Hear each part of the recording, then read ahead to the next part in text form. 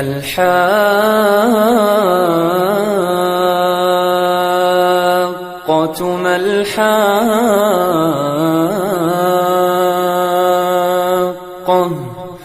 وما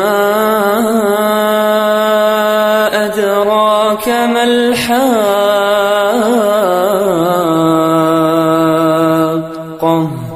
كذبت ثمود وعاد بالقارعة فأما ثمود فأهلكوا بالطاغية وأما عاد فأهلكوا بريح صرصر عاتية سخرها عليهم 7 ليال و8 أيام حسوما فترى القوم فيها صرعى كأنهم أعجاز نخل خاوية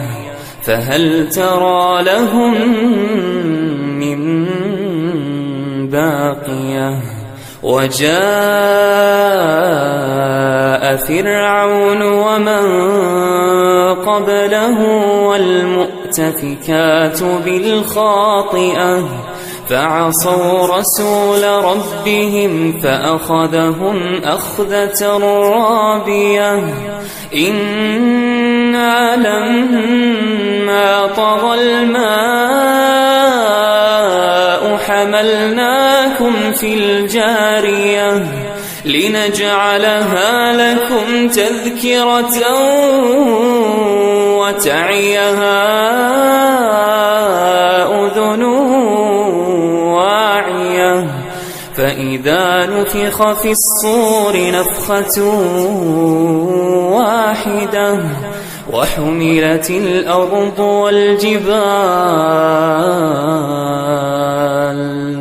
وحملت الأرض والجبال فدكتا دكة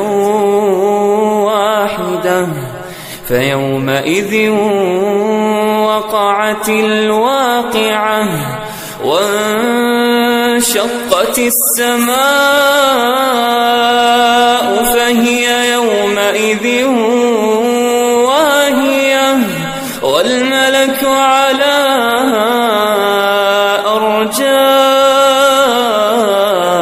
أرجائها ويحمل عرش ربك فوقهم يومئذ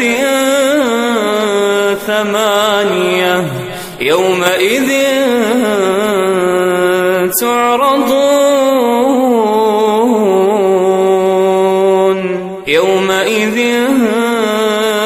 تعرضون لا تخفى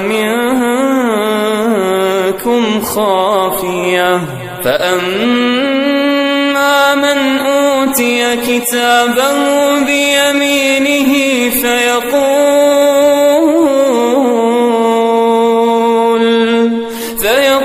هاؤم اقرءوا كتابيه إني ظننت أني ملاق حسابيه فهو في عيشة راضية في جنة عالية قطوفها دانية كلوا واشربوا هنيئا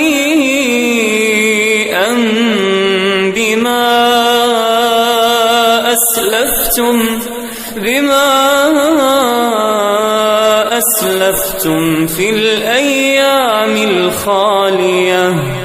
وأما من أوتي كتابه بشماله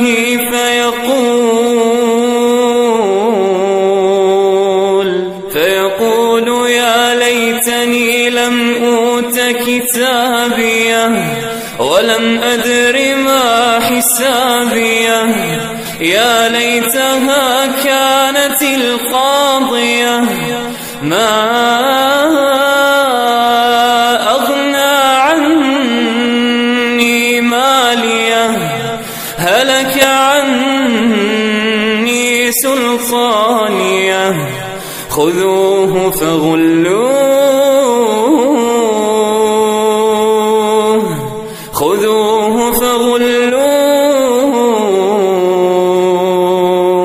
ثم الجحيم صلوه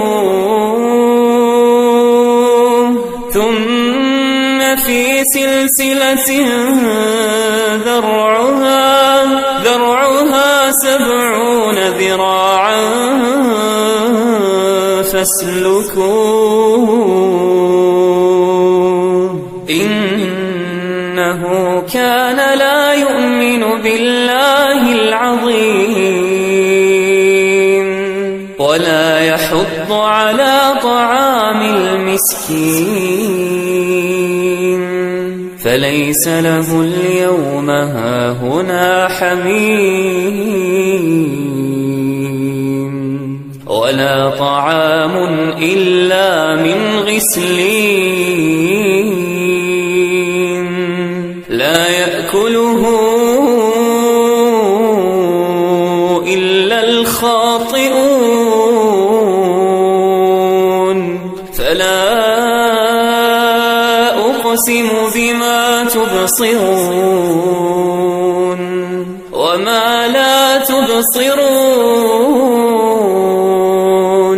إنه لقول رسول كريم وما هو بقول شاعر قليلا ما تؤمنون ولا بقول كاهن قليلا ما تذكرون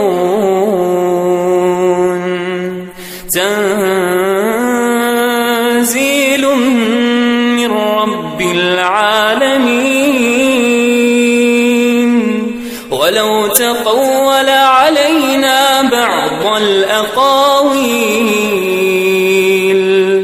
لأخذنا منه باليمين ثم لقطعنا منه الوتين فما منكم من أحد عنه حاجزين وإنه لتذكرة للمتقين وإنا لنعلم أن منكم مكذبين وإنه لحسرة على الكافرين وإنه لحق اليقين